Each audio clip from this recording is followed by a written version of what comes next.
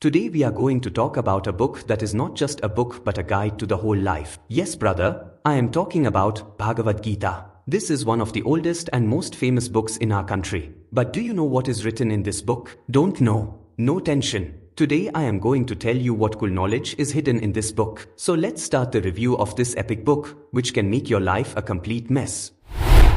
Summary of key chapters. Chapter Arjuna Vishad Yoga. The first chapter starts with a bang. Arjun, who is a great warrior, is afraid to fight with his relatives and friends. Arjuna says, "Brother Krishna, my hands and feet are getting cold. How do I fight my uncles, brothers and friends? That's wrong, isn't it?" Chapter Sankhya Yoga. In the second chapter, Krishna explains to Arjuna that the soul is immortal and the body perishable. Krishna says, "Hey my brother, why are you so afraid? Souls never die. It just changes the body like clothes. Then what are you afraid of?" Chapter Karma Yoga. In the third chapter, Krishna talks about Karma Yoga. They say we should do our duty without worrying about the fruit. Krishna says, "Brother, you just do your work. Do not take tension about the result. Do the work well and leave the rest to me." Chapter Jnana Yoga. In the fourth chapter, Krishna explains how knowledge is attained. Krishna says, "See, brother, real knowledge is that which changes you from within, who gives you peace.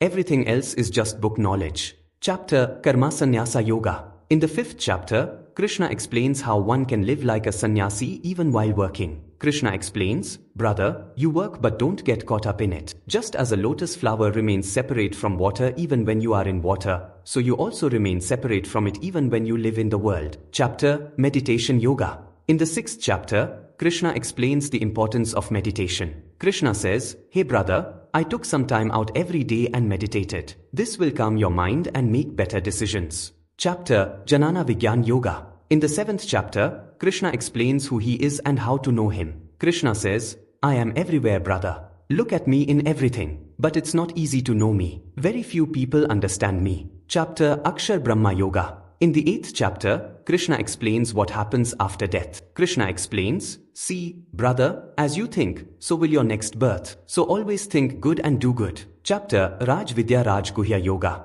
In the ninth chapter, Krishna explains how to worship him. Krishna says, "Brother, remember me, think of me, worship me. I will forgive you all your sins." Chapter Vibhuti Yoga. In the 10th chapter, Krishna explains his powers. Krishna says, "Brother, everything that is beautiful and powerful is part of me. I am in everyone." Chapter Vishwarupa Darshan Yoga. In the 11th chapter, Krishna shows his Virat form to Arjuna. Arjuna is surprised and says, "Oh father, what am I looking at? You are the whole world, Krishna." Chapter Bhakti Yoga. In the 12th chapter, Krishna explains how to perform devotion. Krishna says, "Brother, love me, think of me, work for me. Just do it. I will give you salvation." Chapter Area Sectoral Division Yoga. In the 13th chapter, Krishna talks about the body and soul. Krishna explains, "See, brother, the body is like a field and the soul is the owner of that field. One who understands this becomes knowledgeable." Chapter Guna Division Total.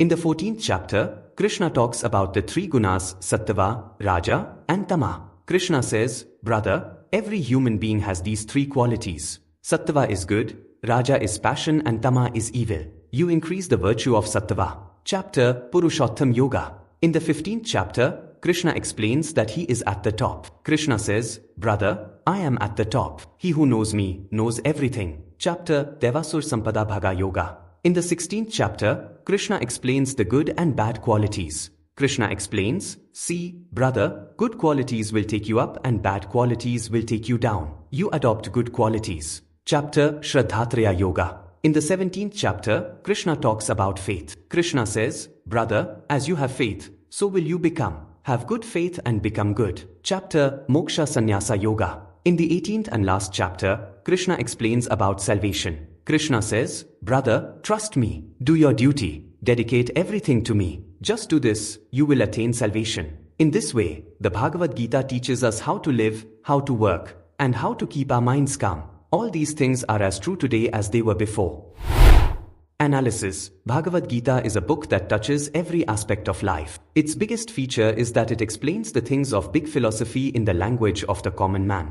The main messages of the Gita: to do one's duty, not to worry about the fruit, and to trust in God are as relevant today as they were before. But keep in mind, Gita is not just a religious book, it is a life guide. Some may say that the words of the Gita have become outdated. But the truth is that in this modern era full of stress, tension, and competition, the teachings of Gita have become even more important. Gita teaches us how to live a balanced life. It tells us how to live in the world and be different from it. Therefore, this book is a perfect guide for people of all ages who want to improve their lives.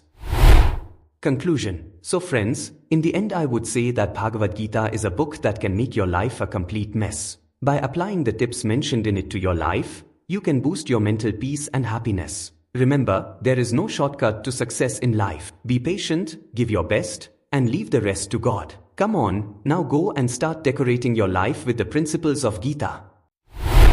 So friends, how did you find today's book review? Do let us know by commenting. And if you want to hear any book review, then do let us know. Thank you for listening till the end. You can also read many such book reviews on dybooks.in. See you in the next book review.